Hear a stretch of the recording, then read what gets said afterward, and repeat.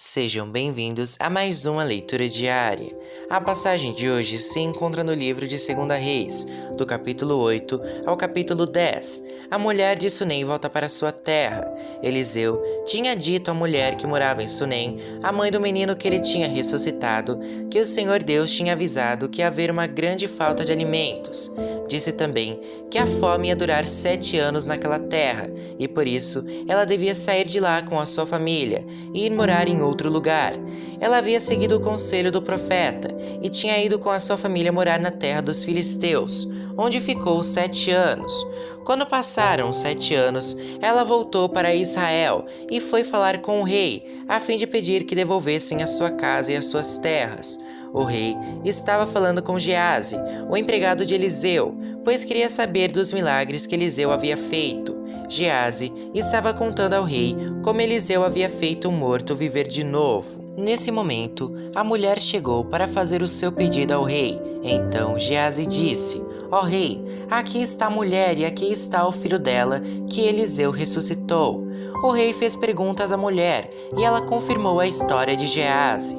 Então, o rei chamou um oficial e lhe disse que devolvesse à mulher tudo o que era dela e também o valor de todas as colheitas que as suas terras haviam produzido durante os 7 anos em que ela havia estado fora.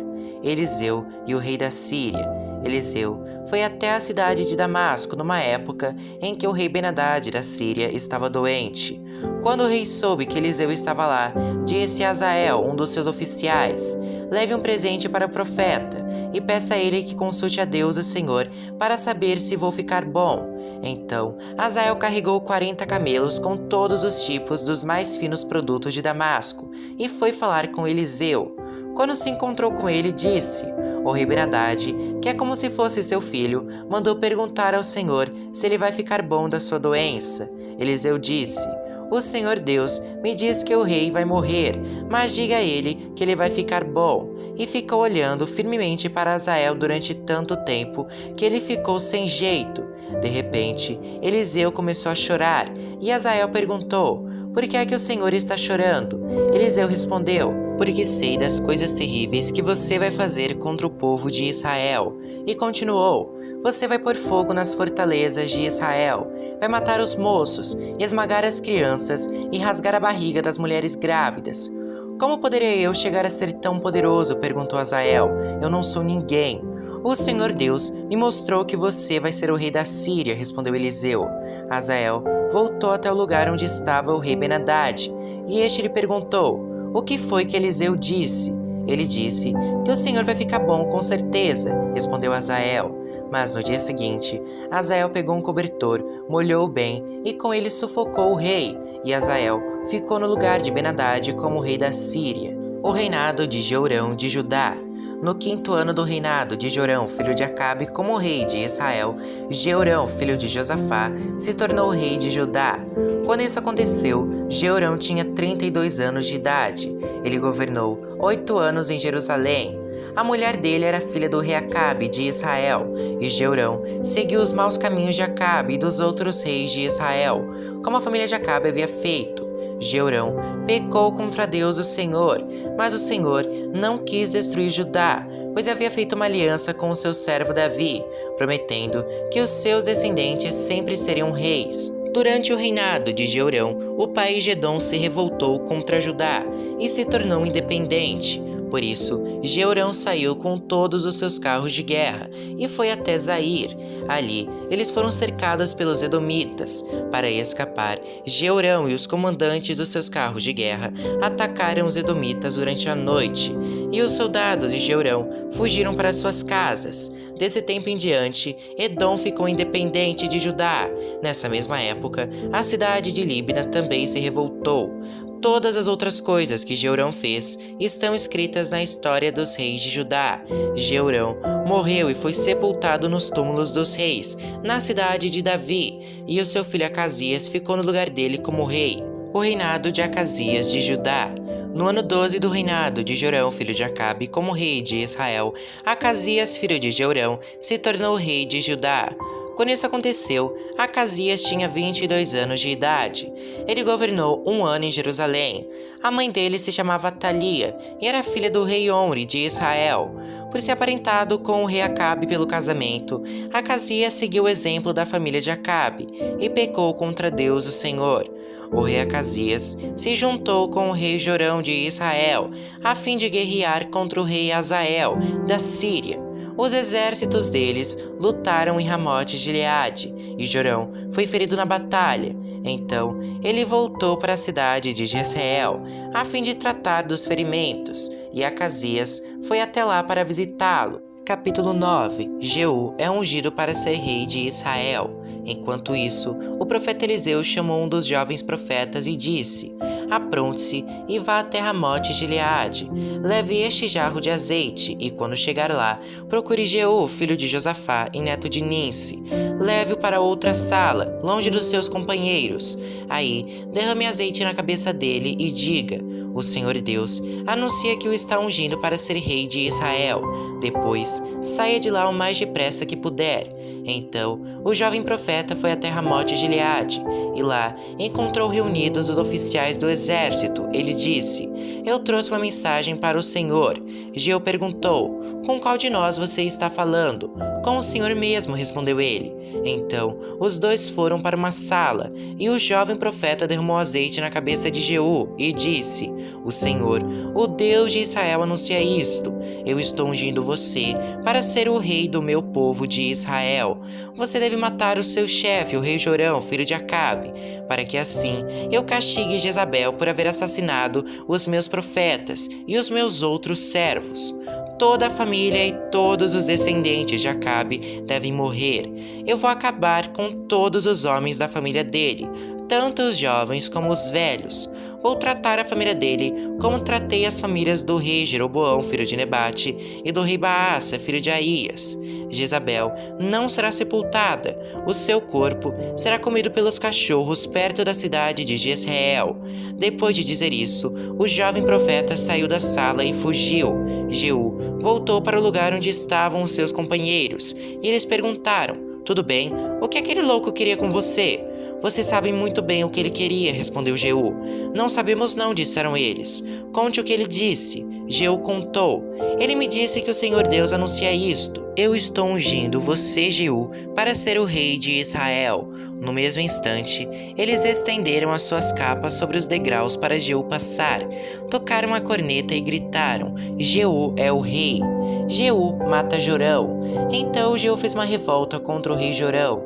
Jorão estava em Jezreel tratando dos ferimentos que havia recebido em Ramote de Gileade, na batalha contra o rei Azael da Síria. Por isso, Jeú disse aos seus colegas oficiais: se vocês estão do meu lado, não deixem que ninguém saia escondido de Ramote de Gileade para ir avisar os moradores de Jezreel. Então, subiu no seu carro de guerra e saiu para Jezreel. Jorão ainda não tinha sarado, e o rei Acasias de Judá se encontrava ali fazendo-lhe uma visita. Um guarda que estava na torre de vigia de Jezreel viu Jeú e os seus soldados chegando e gritou: veja alguns homens chegando a cavalo. Aí Jorão disse: mande um homem a cavalo para descobrir se são amigos ou inimigos. O mensageiro foi encontrar-se com Jeú e disse: o rei quer saber se o senhor vem como amigo. Isso não é da sua conta, respondeu Jeú, e mandou: passe para trás de mim. O guarda que estava na torre de vigia contou que o mensageiro havia se encontrado com o grupo, porém não estava voltando. Outro mensageiro foi mandado e fez a mesma pergunta a Jeú, e novamente ele respondeu: isso não é da sua conta, passe para trás de mim. Novamente, o guarda contou que o mensageiro havia chegado até o grupo, porém não estava voltando, e disse também: o chefe do grupo está guiando seu carro de guerra como um louco, exatamente como Jeú faz. Aprontem o meu carro de guerra, ordenou o rei Jorão. O carro foi preparado, e então ele e o rei Acasias saíram, cada um no seu carro, para ir ao encontro de Jeú. Eles se encontraram com ele no campo que havia sido de Nabote. Aí Jorão perguntou: você veio como amigo? Jeú respondeu: como podemos ser amigos quando ainda continuam as feitiçarias e a adoração de ídolos que Jezabel, a sua mãe, começou? Então Jorão virou seu carro e fugiu, gritando para Acasias: é uma traição, Acasias! Mas Jeú puxou a corda do seu arco com toda a força e atirou uma flecha que feriu Jorão nas costas. A flecha atravessou o coração e ele caiu morto no seu carro de guerra.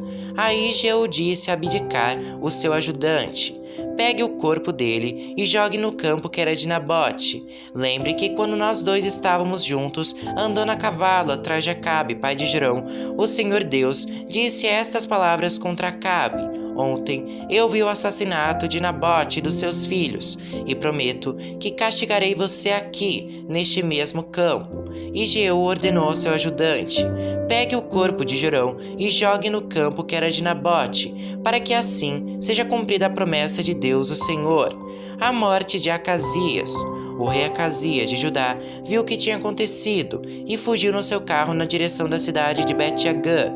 Mas Jeú perseguiu e disse aos seus soldados: matem Acasias também. E eles o feriram quando ele ia no seu carro pela estrada que sobe para Gur, perto da cidade de Ibleão. Mas Acasias conseguiu fugir até a cidade de Meguido, onde morreu.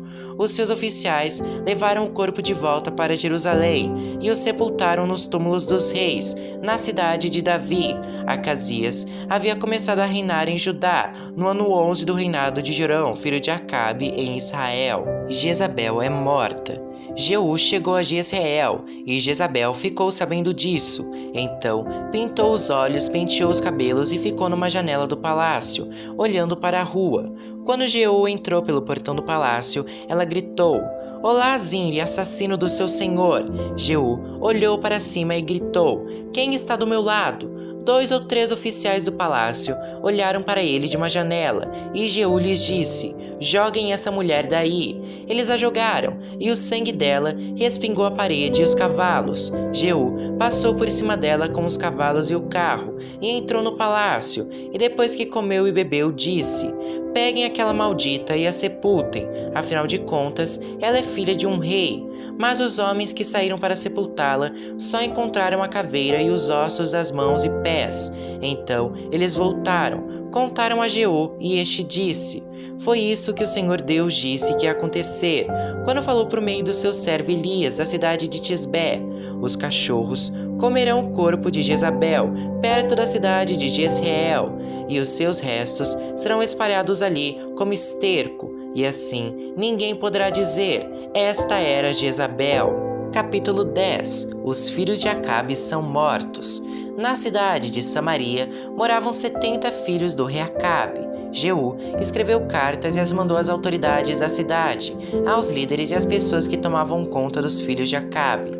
A carta dizia assim: vocês estão encarregados de tomar conta dos filhos do rei, e têm carros de guerra, cavalos, armas e cidades cercadas de muralhas. Portanto, assim que receberem esta carta, escolham o melhor e o mais capaz dos filhos do rei, ponham no trono do pai e lutem para defendê-lo. As autoridades de Samaria ficaram apavoradas e disseram: como poderemos ir contra Jeú, se nem o rei Jorão, nem o rei Acasias conseguiram fazer isso? Aí, o oficial encarregado do palácio e o oficial encarregado da cidade, junto com os líderes e as pessoas que tomavam conta dos filhos de Acabe, mandaram a Jeú esta mensagem: nós somos seus criados e estamos prontos para fazer tudo o que o Senhor disser. Porém, não vamos colocar ninguém como rei. Faça o que achar melhor. Então, Jeú escreveu outra carta, em que dizia o seguinte: se vocês estão do meu lado e estão prontos para seguir as minhas ordens, tragam as cabeças dos filhos do rei Acabe para mim, aqui em Jezreel, amanhã a esta hora. Os 70 filhos de Acabe moravam com os principais cidadãos de Samaria, que os estavam criando. Quando receberam a carta de Jeú, os líderes de Samaria mataram todos os 70 príncipes. Depois, puseram as cabeças deles em cestos e as mandaram para Jeú, em Jezreel. Foram contar a Jeú que as cabeças dos filhos de Acabe haviam sido trazidas. Então, Jeú ordenou: façam com elas 2 montões no portão da cidade e deixem que fiquem lá até amanhã cedo. Ele saiu de manhã, foi até o portão e disse ao povo que estava ali: fui eu que fiz uma revolta contra o rei Jorão e o matei. Vocês não são culpados disso. Mas quem foi que matou todos estes? Isso prova que vai acontecer tudo aquilo que o Senhor Deus disse a respeito dos descendentes de Acabe.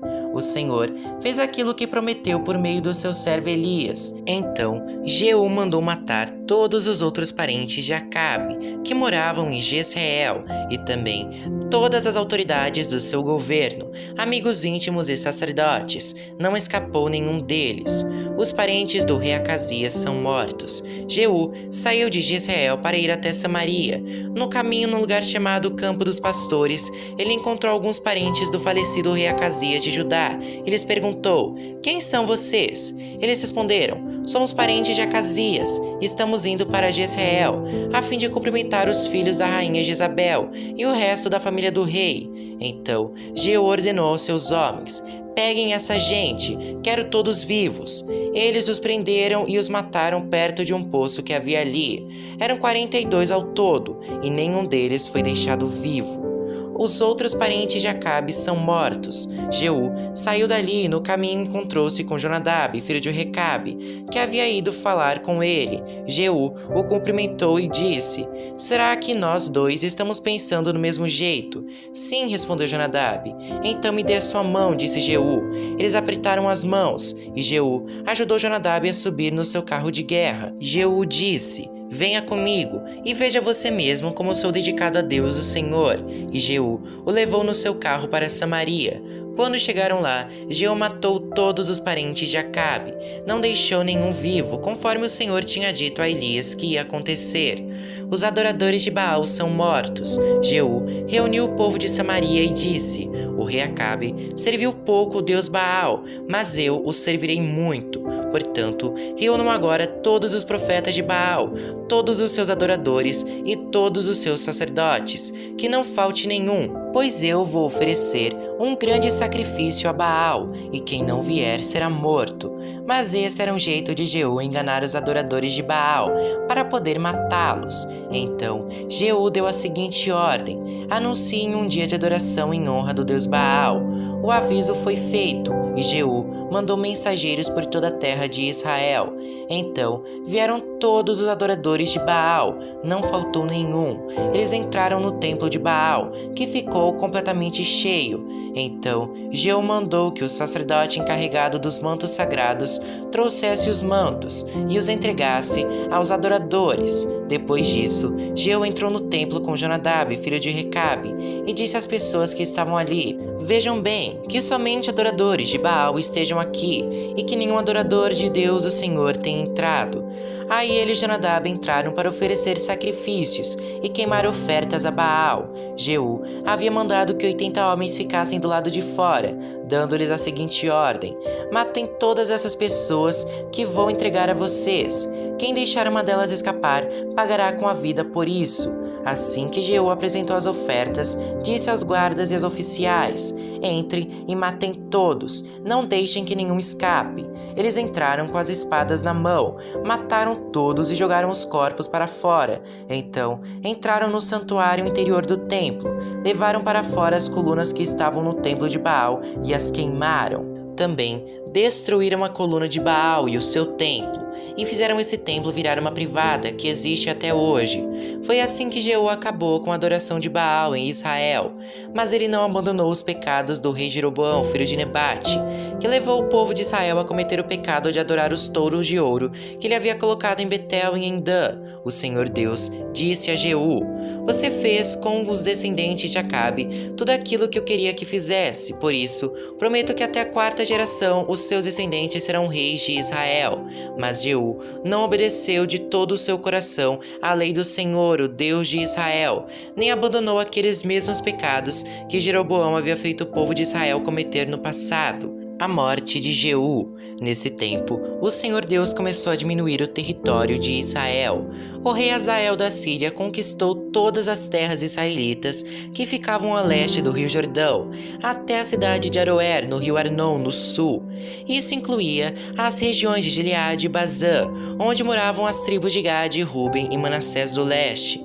Todas as outras coisas que Jeú fez e também os seus atos de coragem estão escritos na história dos reis de Israel. Ele morreu e foi sepultado em Samaria, e o seu filho Jeoacás ficou no lugar dele como rei. Jeú governou 28 anos em Samaria como rei de Israel.